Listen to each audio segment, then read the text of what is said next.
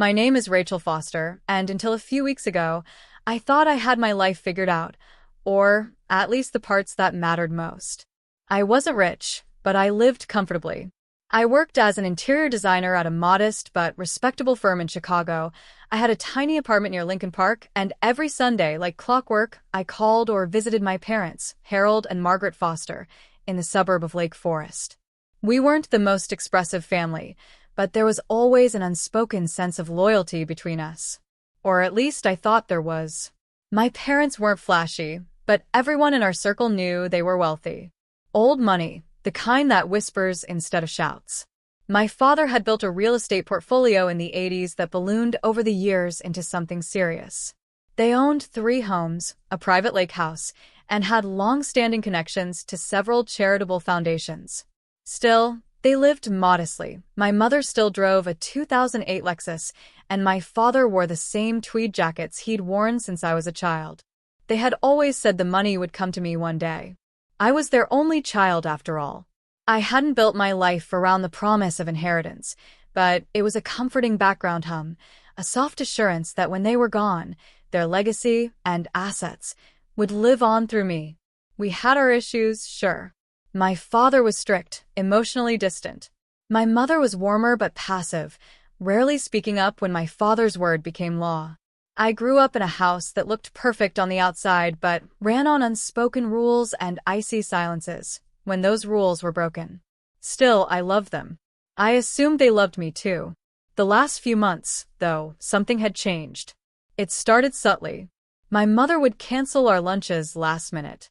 My father began making strange, offhand remarks about how people change and money doing funny things to people.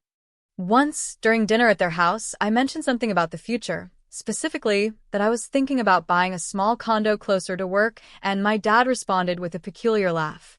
"Don't make plans based on assumptions, Rachel," he said, cutting into his steak with precision. Life has a way of turning itself inside out. I remember freezing for a second, fork halfway to my mouth, wondering what he meant. But when I asked, he brushed it off.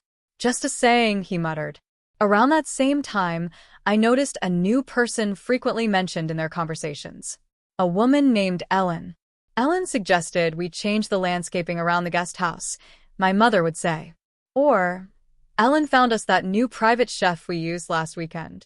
At first, I thought she was a new assistant or maybe a hired house manager. When I asked who she was, my father simply said, "She's been helping us with a few things."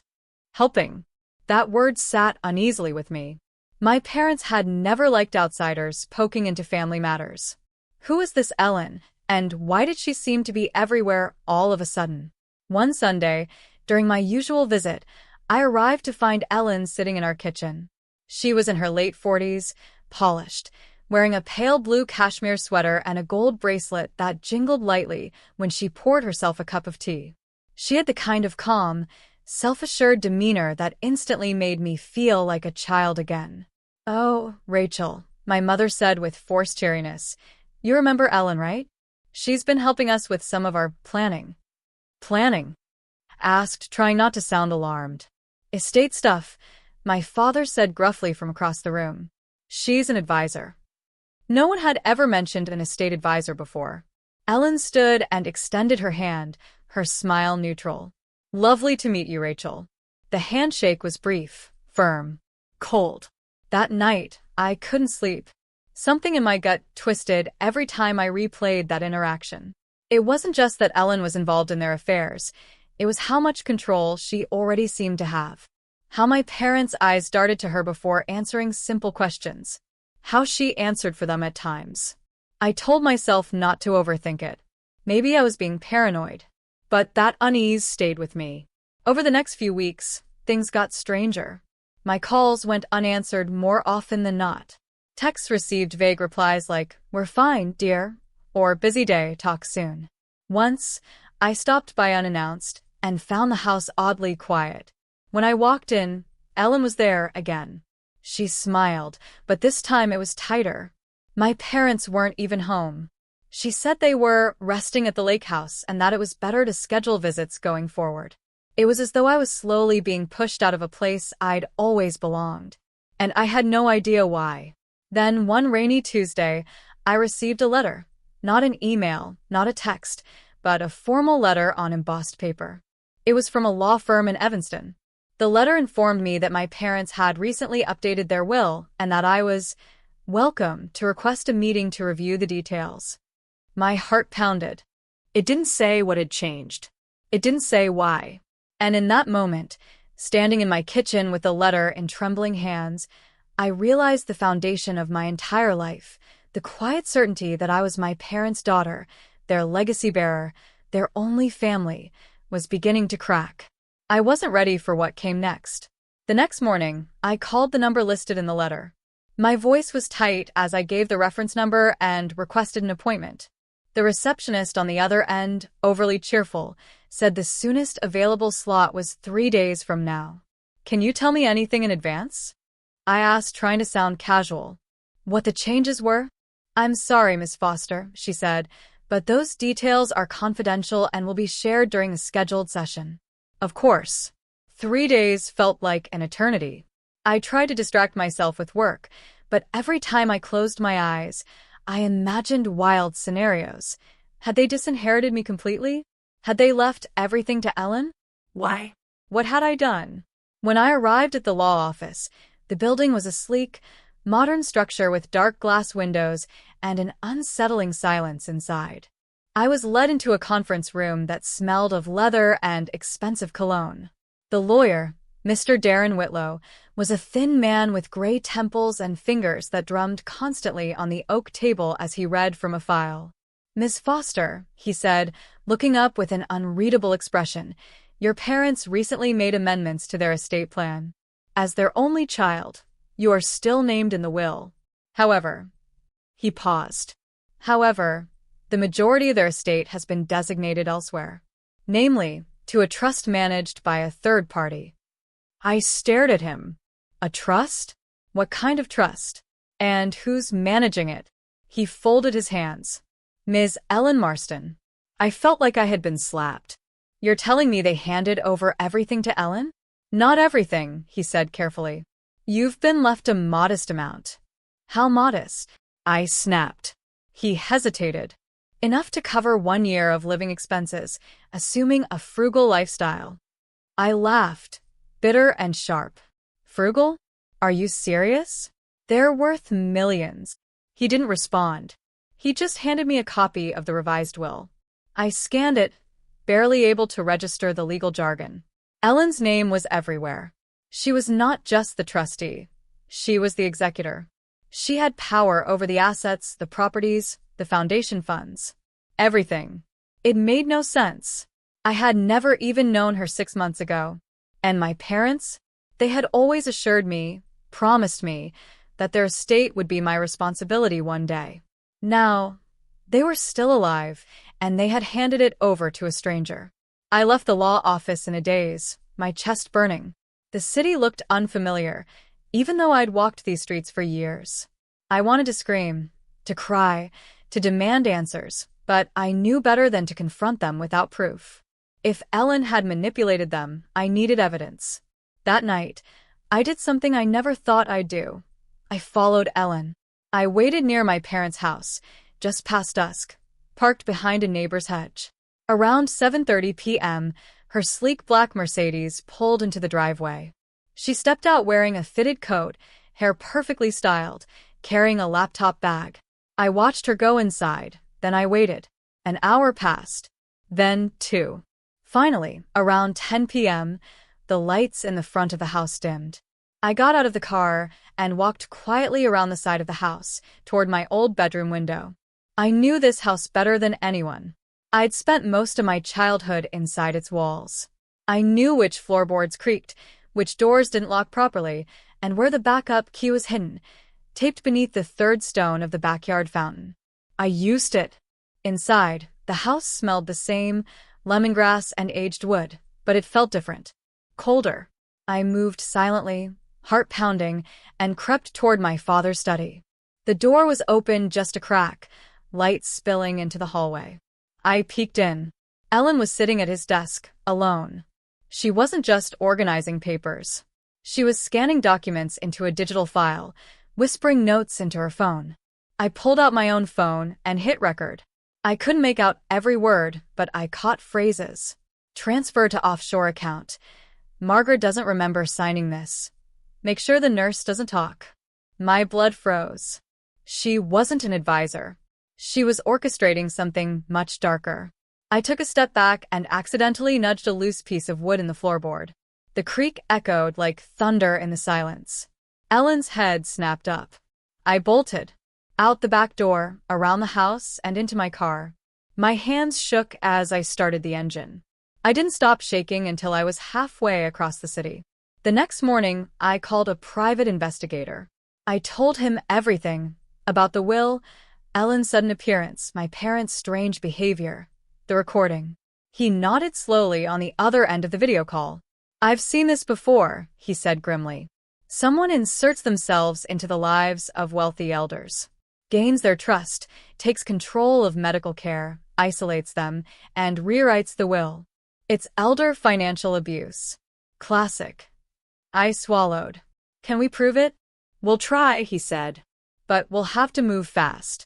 If she's hiding money offshore or forging documents, there's a paper trail, but it won't stay warm forever. He asked for names of house staff, nurses, aides. I gave him everything I had. Over the next week, we uncovered things I couldn't have imagined. The nurse who used to care for my mother had suddenly quit, no explanation. The family accountant hadn't spoken to my father in months. A gardener had reported seeing Ellen shredding documents late at night in the garage. I began to fear for my parents, not just their legacy, but their safety. Something had to be done, and I would do it, no matter what it took. For the first time in weeks, I wasn't simply reacting, I was planning. The private investigator, Marcus Lang, was methodical and discreet. He moved quickly, pulling bank statements, interviewing former staff, and reviewing the legal documents I'd given him. Each day, he sent me small updates, each more alarming than the last. She's slowly liquidating small assets, he said during one late-night call. Art pieces, collectibles, some jewelry. Not enough to raise flags, but she's building a slush fund. I felt sick. My parents had collected those things over decades. Every piece had meaning. And now Ellen was selling them off like items at a garage sale. But what worried me more was their silence. I'd tried calling multiple times, but my messages went unanswered. When I drove by the house again, their car was gone. The gardeners said they'd left for a short vacation, but that wasn't like them. My father hated traveling, and my mother's health wasn't good enough for spur-of-the-moment getaways. Something was wrong. I needed to confront them, but I needed them to actually listen. If I came across as an angry daughter throwing accusations, Ellen would only twist it to her advantage. I needed undeniable proof. So I did something I hadn't done in a long time. I reached out to Aunt Linda, my mom's older sister. She picked up after 2 rings, her voice warm and surprised. Emmy, is everything all right? I hadn't spoken to her in nearly a year. Family politics had strained our bond, but I didn't have the luxury of pride anymore. Aunt Linda, have you seen Mom and Dad lately? There was a pause. No, she said slowly. Actually, I tried calling your mother last week. No answer. I assumed she was busy. Why? I told her everything. About Ellen, the will, the suspicious recording, the missing art, the unreturned calls. By the end of the call, Aunt Linda was silent. I always had a bad feeling about that woman, she muttered. Your mother said she was heaven sent after the fall. I thought she was moving too fast into their lives. I should have done something. You still can, I said. I need someone they'll listen to. Someone who can get into the house and see them face to face. Linda agreed to help. She lived only a couple of hours away. She promised to visit that weekend, and she did. The next evening, she called me, her voice trembling. She's keeping them isolated. Emmy, your mother's on new medication. She seemed dazed, confused. Your father, he barely spoke a word. My heart dropped. What do you mean? She said they were on doctor's orders to rest and avoid stress. Ellen's controlling their diet, their schedules, everything. She didn't even let me talk to them alone. I had to insist just to get 5 minutes. Something's terribly wrong. I could hear Aunt Linda crying softly. I clenched my fist. We have to get them out of there. But how? Marcus had an idea. We may not be able to confront her directly just yet, but we can get the media's attention. And we can file for a temporary injunction on the estate if we can prove mental incompetence at the time the will was changed. But wouldn't that embarrass my parents? It's not about embarrassment, he said. It's about protecting them. If we wait too long, she might sell the house itself. We need leverage and fast. So we planned a two-pronged attack. Aunt Linda would help me get a doctor's evaluation for my mother, off record, while Marcus began prepping legal documents and contacting a reporter he trusted from a well-known investigative news outlet. And I'd go back into the house. Not to spy. This time I was going in as their daughter. The next day, I arrived mid-afternoon, wearing a calm face and a soft voice. Ellen answered the door, looking surprised. She tried to block the entrance with her body. "They're resting," she said with a plastic smile. "I know," I replied, stepping forward. "And I won't stay long, but I need to see them. Just for a moment. Please." Perhaps she underestimated me. Or maybe she wanted to appear accommodating. Whatever the reason, she let me in. My mother was sitting in her favorite chair by the window. Her eyes were dull, her hands trembling slightly as she sipped herbal tea. My father sat across from her, flipping through a magazine, but not really reading. "Mom," I knelt beside her. She blinked slowly, then smiled faintly. "Emmy?" That one word nearly broke me. "Are you all right?" I asked, gently placing my hand over hers. She looked around, uncertain. "I'm a bit tired, darling. Ellen said I needed rest." My father looked up then, eyes meeting mine. For a second, I saw something flicker, recognition, pain, maybe guilt. He whispered, "Don't cause trouble." That told me everything. They weren't okay. They were scared. I kissed my mother's forehead and left without another word. Outside, I called Marcus and told him to file the papers. Then I called the reporter and set up an interview. This was war now. The next day, the headline hit the internet. "Wealthy couple's sudden will change sparks abuse allegations against caregiver." Within hours, it went viral. I received hate. I received support. But more importantly, I got attention. And Ellen? She cracked. She called me that night, screaming down the phone, accusing me of ruining her life, of trying to take back what wasn't mine anymore. I didn't argue. I just listened and recorded every word. The pieces were moving fast now. The legal team was requesting Ellen's financials. A judge agreed to freeze the trust accounts temporarily pending the investigation. Aunt Linda scheduled another visit, this time with a doctor and a lawyer by her side. I still didn't know how this would end, but I had made my decision, and I wasn't backing down. Ellen never liked being cornered, and now she was caged. The day of the hearing was gray and quiet, but tension buzzed through every movement I made. I stood outside the courthouse, clutching the folder Marcus had prepared. Inside were bank records, documents showing the sale of assets, voice recordings, and even a transcript of her angry phone call to me. All of it meticulously organized. All of it damning. The court had granted an emergency review of my parents' mental state after we submitted a psychologist's sworn affidavit describing signs of undue influence, chemical sedation, and social isolation observed during Aunt Linda's last visit. It wasn't a full victory, but it was a foot in the door. Ellen arrived wearing a white suit, pearl earrings, and a wounded expression, like she'd just been betrayed by the world. Her lawyer, a smug-looking man in his 50s, carried a leather briefcase and barely glanced at me. They underestimated me. Inside the courtroom, the air was thick with tension. Aunt Linda sat beside me.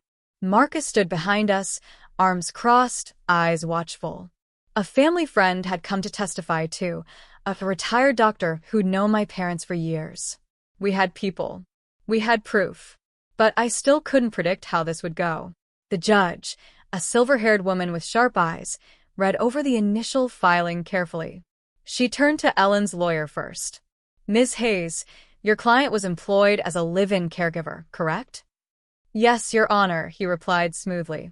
She has been invaluable to the Hamiltons' well-being since Mrs. Hamilton's accident. My client has acted only with compassion and professionalism. The judge turned to me. And you are the biological daughter of Arthur and Genevieve Hamilton? Yes, ma'am. You're alleging undue influence and manipulation regarding their recently revised will? Yes. I believe Ellen took advantage of their vulnerability and isolated them in order to rewrite their estate in her favor.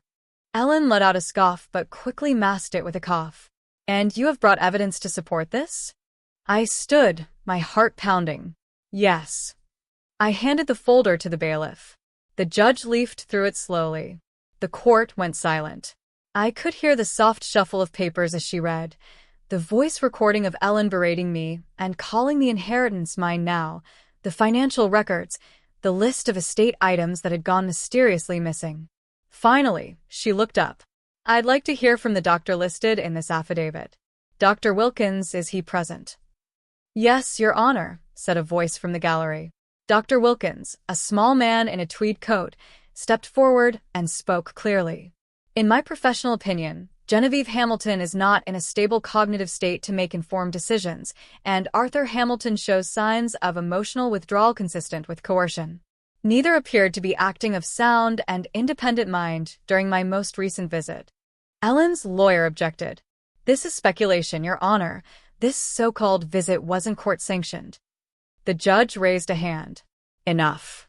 The affidavit meets preliminary standards for concern. Given the documentation provided, I'm ordering a formal psychological evaluation of both Arthur and Genevieve Hamilton within 72 hours. Additionally, I'm freezing all estate transfers and trust distributions until further notice. Ellen's eyes widened, her lips parting as if to protest, but she said nothing. It was happening. As court adjourned, reporters swarmed the front steps. I said nothing to them, but Ellen didn't hold back. Her voice, shrill and cracking, pierced through the buzz. This is just greed.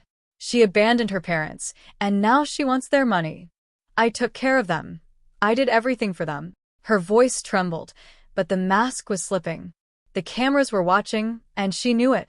I didn't respond. I didn't need to. Over the next 2 days, everything unraveled. The court-ordered psychologist met my parents in a neutral medical facility, away from Ellen's influence. My mother, free from whatever sedatives Ellen had been slipping into her tea, spoke in full sentences again. She cried when she saw Aunt Linda and me. My father, quiet and ashamed, admitted that he'd signed the new will under pressure and not wanting to deal with confrontation. The psychologist's report was clear. Undue influence had occurred. Both parents had been mentally compromised when the will was changed. Ellen had isolated them, manipulated them, and crossed countless ethical lines. I sat in the lawyer's office with my parents the day they voided the new will. My mother looked at me with watery eyes. I'm sorry, Emmy, she whispered. We didn't see it until it was too late. I shook my head. You don't need to apologize. You trusted someone to care for you, and she betrayed that trust. That's not your fault. My father reached across the table and took my hand, something he hadn't done in years. Thank you for not giving up on us. The next day, the old will was reinstated. Not because of inheritance, not because of money, but because it was the last legal document my parents had signed while in a clear state of mind, and it ensured their assets were handled as they'd originally intended. Ellen tried to fight back. She filed a counterclaim for caregiver compensation and claimed emotional damages. But the media frenzy didn't help her cause. Her recorded threats and financial misconduct made her an easy target for scrutiny. She was eventually charged with elder abuse and financial exploitation. When the verdict came, I didn't cheer. I just exhaled.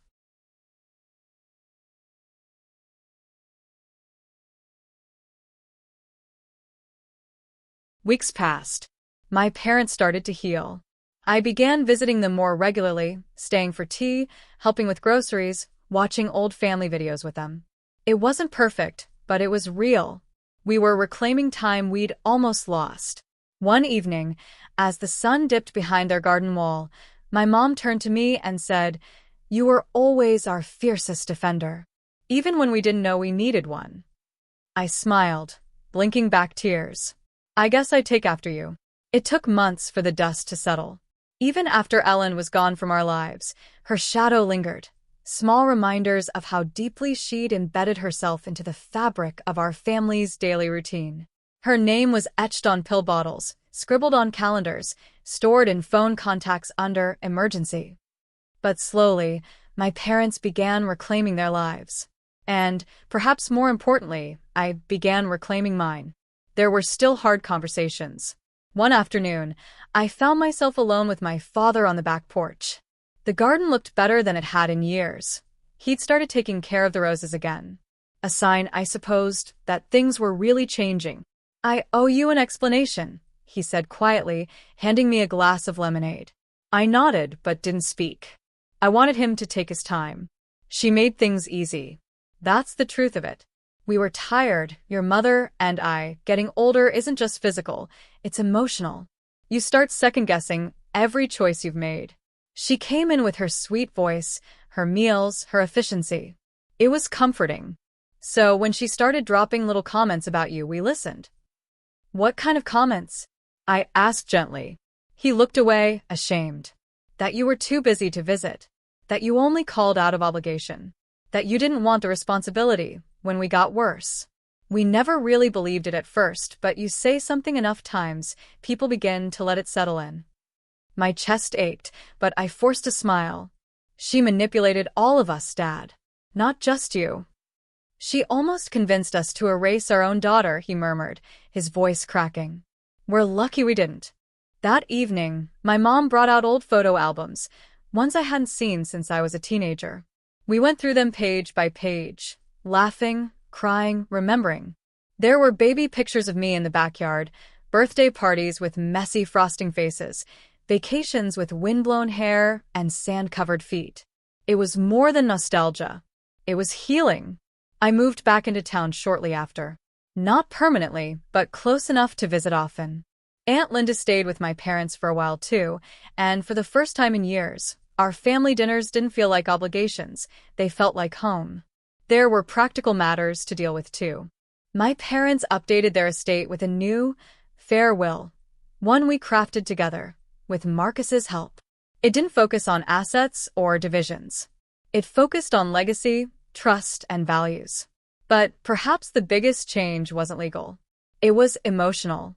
For so long, I'd felt like I was on the outskirts of my own family, like my choices to chase a career, move away, or live independently somehow separated me from my parents' world.